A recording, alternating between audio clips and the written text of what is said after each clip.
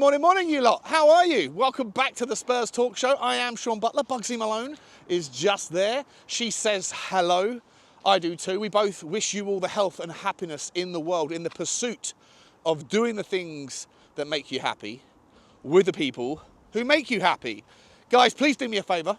Smash the like button on the video if you enjoy the content. And by the way, on that note, I want to say a massive thank you for the strength of your like game of late. It's always been great, but I think 14 of the last 15 videos we've done have had over 1,000 likes. Absolutely insane numbers. Really appreciate the support. It really does help.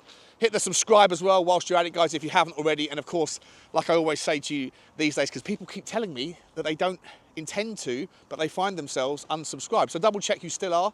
Hit the notification bell and drop a comment. Let me know your thoughts on today's topics. And guys, as I have been saying, people are panicking already about Antonio NUSA not getting done, that we're going to get gazumped. We need to relax on that one.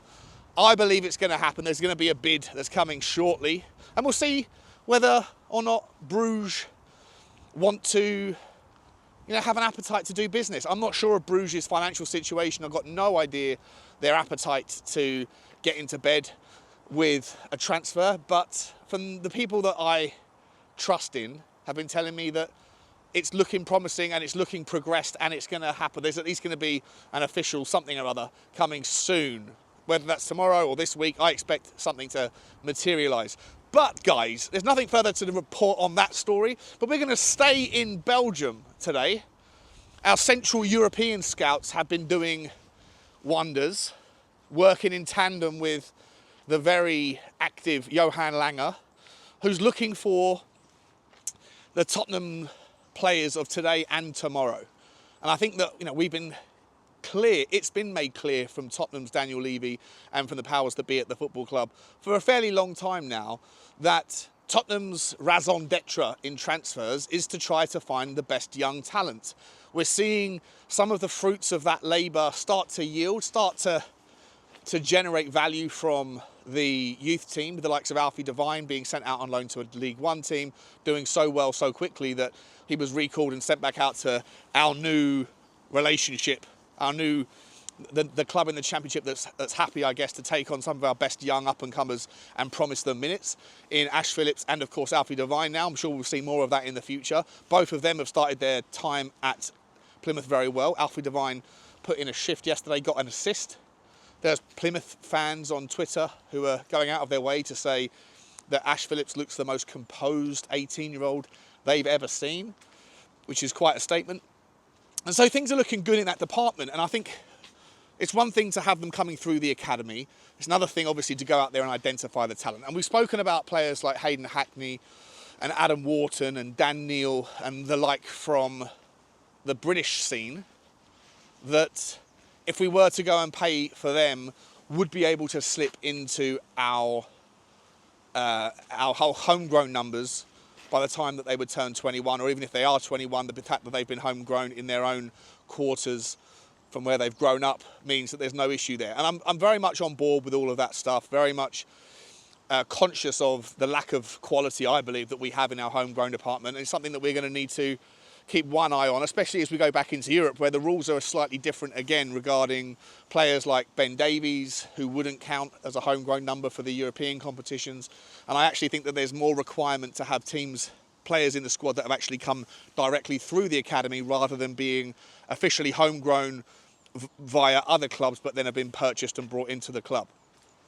That discussion's for another day. But in terms of players like Antonio NUSA, I did put out a video, I did a live stream with you guys, and we worked it out that because he's 18 now and 19 in April, I thought at the time that the rules meant that if you've been at the club, even if you've been on loaned back out again, like Pape Sarr, if you've been at the club for 3 years, by the time you leave your 21st birthday, or 21st year, i.e. turn 22, that you would therefore count as homegrown. But I've subsequently been corrected on that, and it's not the case. You have to, I believe the rules mean that you have to have been at the club for 3 years by the season in which you turn 21. And with Antonio NUSA, that's not the case. So he wouldn't count as our homegrown. And I think the same would apply for this current link. And as I said at the start of the video, we're staying in Belgium. And we're going back to a link that I first did a video on him way back. I think it maybe back in September, it might have been. I'll put the link here if you want to go and refresh yourself, but for the benefit of this video, we're going to talk about him again. And that is Arthur Vermeeren, 18-year-old, unbelievable talent, Arthur Vermeeren, who plays for Royal Antwerp. I'm pretty sure, it's been a while since I've looked into his history, but I think when I did the research on him before, I'm pretty sure I remember reading that he appeared on the scene in 2022, got his debut, and has basically appeared in every game since. I'm not sure if that's factually accurate, but that's something like that I remember, that he came into the squad because of an injury to someone else, and then he's never given up his spot. You know, similar to like, you know, Tom Brady, the NFL superstar, one of the best ever, or probably the best of all time. Like, he was always overlooked when he was coming up through the college system, and then whenever he finally got his chance, he never let go, sort of gave it up. I don't know if we're doing apples and oranges here, but I'm pretty sure from memory, it says that he's never missed a game since he took his chance. Now, this guy, for me, is unreal. Again, you have to always flavour in the pinch of salt with all of the analysis and the statistics, because he's doing it in the Belgium league. But he is a player who has everything in his young, youthful years. He's so intelligent. He's so advanced for his age at his ability to read the game. He plays traditionally he plays in that kind of the Calvin Phillips of Leeds role, the Josh Kimmich role, the Frankie de Jong role, where you sit in the six, you sit in front of the kind of the back four, tidy things up and play as the playmaker, the quarterback, if you like, which I guess is why subconsciously I thought of Tom Brady. But he's easily good enough to come and play the 8. He's played box to box for Royal Antwerp as well. And he chips in with a couple of goals here and there. He doesn't necessarily need to come forward. He's not asked to come forward. But when the situation has presented itself where he's needed to, he's very capable at dribbling the ball into promising areas. He's brilliant at dribbling the ball out of pressure situations when he's in the 6th role at Antwerp. And so he's incredibly press resistant.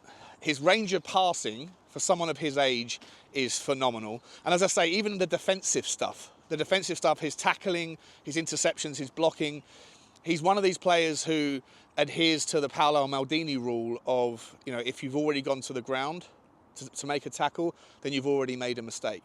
This guy's, his spatial awareness, his ability to read the game is so advanced for his age that he very rarely needs to slide in when he's making his tackles, but still comes out as one of the best across the 14 leagues at all of the things that you would need a 6 playmaker defensive midfielder role to do. Now, if you're comparing him to one of these other 3 guys, the Dan Neils or the Adam Whartons, I mean, Hayden Hackney plays a different type of role, but like a Adam Wharton sort of player, then to me it's chalk and cheese. This guy is miles more advanced, and it's no surprise to me when you hear that he has got and had the superlatives thrown at him, the comparisons to the like of Josh Kimmich, the like of Frankie de Jong, by some of the very best midfielders of Belgium have seen. And, you know, he is a player to watch, he's a player to want, and he's a player I'd love to see Tottenham get. I really would. I think the story goes, and Ali Gold has been sent, even Ali Gold talked about this, I think, this week, but there's so many articles out there about this guy and the links to Tottenham that we've had scouts over there again over the last sort of 2 or 3 weeks, reaffirming, confirming what we already thought, that this guy is a brilliant, bright spark, and someone that, if he continues on the trajectory that he's on, similar to Antonio NUSA, then you've got someone that won't be far away from being ready for the Premier League at his young, tender age of, say, 19 by the time he gets here. But that also, he's one for the future. And he's not going to be cheap. I think the first time I did a video on him, which was back in September or October, again, here's the link above if you want to go and check it out. But he then had sensational statistics on FB Refs. Again, I'll put the most latest stats up. I think, if I'm honest, the stats have dialed down a little bit in the last couple of months. But I don't think that you should I think this is one of those things where, for me, the eye test is more impressive than the statistics, even though the statistics for all the things that you would naturally want are very good. His defensive reinforcements you'll see is in the top sort of 10, 15 percentile for basically everything that you want in that regard. His passing stats are phenomenal, what he decides to do with it, and his sort of goal creating or shot creating actions are also impressive as well for someone of his age. For me, obviously the question mark is, once again, with all of these players, do you have enough visual sampling to believe that he can make the step up? And for me, the answer, I'm speculating, but I would say yes. And if you are going to find a weakness in him, it's in his frame. He's very lightweight at the moment, and he will need to sort of bulk out a little bit, because in that 6 role, in that defensive midfield role, you can't really avoid. Hi, John, how you doing, mate? You can't really avoid the requirements of having strength and size. So there's a question mark a little bit about his physicality, but the guy's 18 years old, right? He's not even going to be fully developed for another 3 or 4 years. So you hope with that and a little bit of strength training and a different maybe nutrition that he can fill out. But that's a question mark about that. But in terms of his on the ball stuff, as I say, I don't think I've seen someone who has an IQ and just a very, very solid understanding of how to read the game from his position of influence in the middle of the park as good as him at his age. So I'd love to see it happen. As I said, before I got distracted and sidetracked, in my initial video, I think the valuation of him was about 15 million euros according to Transfer Market. Since then, it's doubled. It's doubled to about 30 million euros over the last sort of 2 or 3 months. And he's not going to be cheap to get this guy out of here. I would imagine, if Tottenham are serious about this, and again, I really hope that we are, that Tottenham would have to be sorting out a loan with a buyback. Oh, sorry, a buyback with a buy with a loan back. There you go. Situation similar to Antonio NUSA, and see him come over in the summer. Again, look, that's going to leave some people scratching their heads, going, look, there's an opportunity this season to do things, and if you're committing to a £30 million deal or gig for Antonio NUSA and something similar for a VERMEEREN, then that is a sizable chunk of money that you're spending on players that aren't sort of ready for the immediate here and now. And even next year, you're not going to necessarily know whether they're going to come straight in and be up to the task. I would again point you back to Pape Sarr. Pape Sarr was overlooked by Conte last season. This season, he's become such an absolute mainstay. Morning, mate. In our system, and a player that I feel like his absence is very sorely felt, more so than some of our other midfielders, if I'm entirely honest, as someone so young. So I don't necessarily think that we have to worry too much about his age being a factor. If the players are ready, then Ange has shown that he's willing to use them, and if the players aren't ready, then in his mind, then he's obviously shown that he's willing to loan them out. And according to those reports that I briefly touched on yesterday, reports that are coming out from ITKs are saying there's a long list of players that Tottenham are willing to listen to offers for. Players like Brian Hill, players like Ben Davies, players like Ollie Skip, Højbjerg, Lo Celso. But that players like Devine, Dorrington, Phillips, they're absolutely not on that list.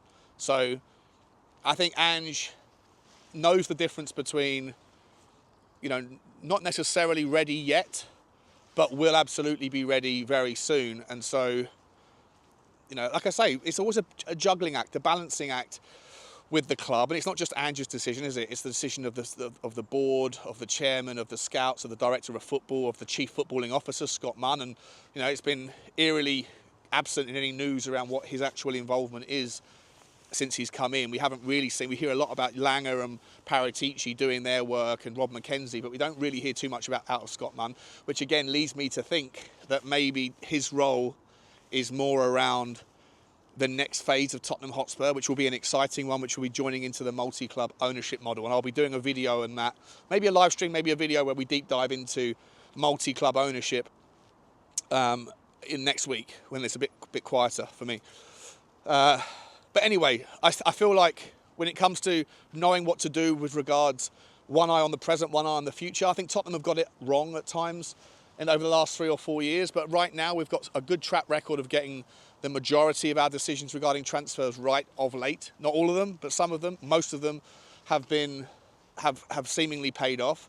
So I'll trust the process, and if it turns out that Tottenham are both linked with Artur Vermeeren and Antonio NUSA from Belgium teams that both end up coming to Tottenham, even if that is a sizable outlay of 50, 60 million quid and we don't see the benefits of it immediately and we have to wait until next year, I'm still very much on board with it, because these two players for me are potential superstars.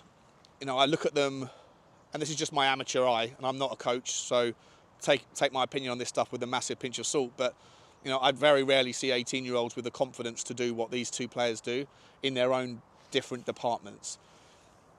NUSA gets the ball and 80% of the time takes players on or progresses the ball at his feet. He loves the ball at his feet, something we don't have enough of and we're crying out for. Artur Vermeeren knows how to tackle without sliding in, knows how to commit without emphasising or over egging the pudding and potentially getting us caught out, and that will be good for our discipline problems, because we've seen recently players like Bissouma, you know, and even Destiny Udogie have that propensity to slide in when they get themselves slightly caught out of position, and Romero the same, I guess, and we face discipline issues because of it. Artur Vermeeren doesn't have that side to him. A wonderful, wonderful passer of the ball, and like I say, an IQ that is well ahead of his age. So he'd be brilliant to throw into the mix. And if we were to do that, then I guess I would imagine then that Tottenham would then turn their attentions away from players like Hayden Hackney or, you know, a Dan Neil, an Adam Wharton, etc. Obviously, nothing's done yet, but for me, if I had to have the preference of, you know, two of those players I've just mentioned, or an Artur Vermeeren, I'd pick Artur Vermeeren all day, every day, and I'd go and find the homegrown solution somewhere else. If you were to ask me, do I want the guy from Norwich, or do I want Illing Jr., who would act as homegrown numbers, or do I want Antonio NUSA? I'm picking Antonio NUSA all day, because those guys are here. They look like they're ready to step up now, and they are going to bring value for the next season and for the next 4 or 5 seasons to come, which, you know, may or may not materialise with the other names. Nothing against them. I'm still if we go in a different direction and end up with some of those players, I'm happy with that as well. Like, I'm more than happy to tolerate this kind of the youthful entity, the youthful side of our transfer strategy. I think that's been made clear that that's what Tottenham are going to do. You know, you look at, I saw some people saying, why can't Tottenham go out and get a Karim Benzema? You know, Manchester United, Arsenal, they're all talking about it. Why can't Tottenham do it? Forget about that stuff. Tottenham are not the club that wants to go down that path anymore. We're not looking for people that have no resale value, that have massive wage commitments, and that, you know, ultimately are at the tail end of their career. We're looking to build for the present, but the future as well. I'm on board it. I know it's frustrating to some who always think that we're kicking the can down the road and the future never really arrives. This successful future never arrives. But I think that's largely because at times when we have gone and bought players for the present and mainly for the future, I think we've made mistakes in the past. But our most recent acquisitions that have been youthful, that have been high talent, high prospects, have come in and really manifested their skill and their talents immediately. And I think the same thing will happen with an Artur Vermeeren and an Antonio NUSA. Exciting news if both are true. I'm over the moon if both come in. I'll be delighted if just one of them comes in. But for me, Artur Vermeeren is also someone that we should be getting excited about if it's true that he's going to come to Tottenham. Let me know your thoughts, guys. Like, subscribe and comment. And as always, bye-bye.